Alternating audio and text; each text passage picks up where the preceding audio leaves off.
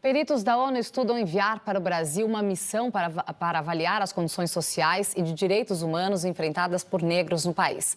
O grupo de trabalho responsável por essa análise acabou de passar por Portugal e concluiu que, ainda hoje, o período colonial impacta a vida dos afrodescendentes no país.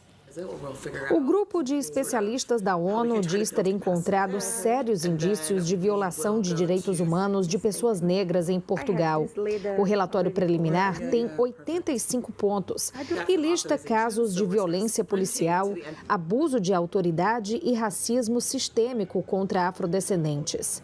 Tudo diretamente relacionado ao passado histórico do país.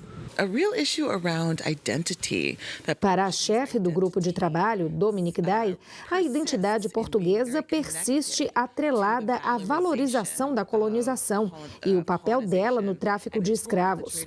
Uma ideia de que os portugueses foram bem-sucedidos, definida pelo período colonial, sem referências às atrocidades raciais. A falta de reconhecimento de um passado violento chama a atenção de quem é vítima do racismo.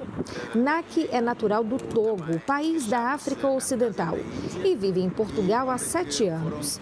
Depois de não encontrar referências ao período da escravidão destacadas em espaços públicos e monumentos de Lisboa, ele resolveu criar um city tour para turistas, focado na história que os portugueses não contam.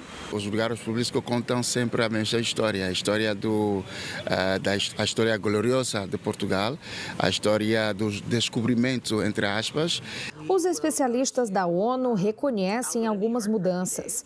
A visita, por exemplo, foi um convite do governo. E o relatório destaca o Plano Nacional de Combate ao Racismo, que foi criado este ano.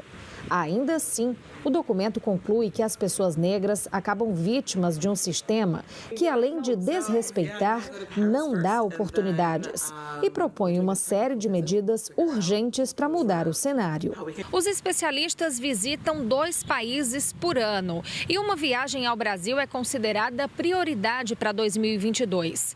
No mês passado, houve uma reunião entre o grupo e representantes do governo brasileiro em Genebra, na Suíça, tratando desse assunto.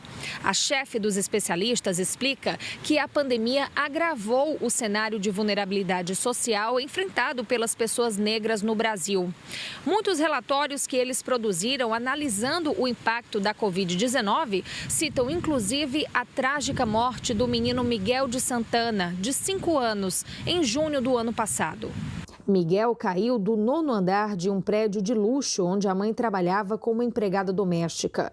A patroa, Sari Corte Real, é acusada pela morte porque deixou o menino sair do apartamento sozinho enquanto a mãe, Mirte Souza, passeava com o cachorro de estimação da casa. Focamos no caso do Miguel como um exemplo. O governo, ao declarar trabalho doméstico como essencial, falhou em mitigar os riscos de trazer as pessoas sem proteção adequada, creches ou escolas, para deixar os filhos. Miguel é um exemplo trágico disso.